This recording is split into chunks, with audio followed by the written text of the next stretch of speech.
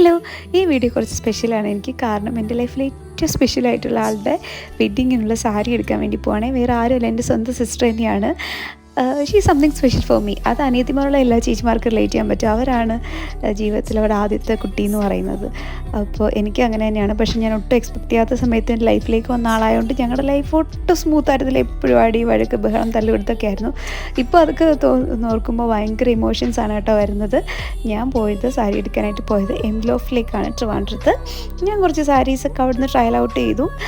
അവിടെ സാരീസൊന്നും ഇല്ലയെന്നല്ല ഞാൻ പറയുന്നത്. എനിക്ക് കുറച്ച് സാരീസൊക്കെ ട്രയൽ ഔട്ട് ചെയ്തത് എനിക്ക് അത്ര കൺവീൻസ്ഡ് ആയില്ല. അതുകൊണ്ട് തന്നെ ഞാൻ ഒരു 2 സാരീസൊക്കെ അവിടുന്ന് ട്രയൽ ചെയ്തതിന് ശേഷം അവിടെ നിന്ന് ഇറങ്ങി. പിന്നെ ഞാൻ ഡയറക്റ്റ് പോയത് പോത്തീസിലേക്കാണ്.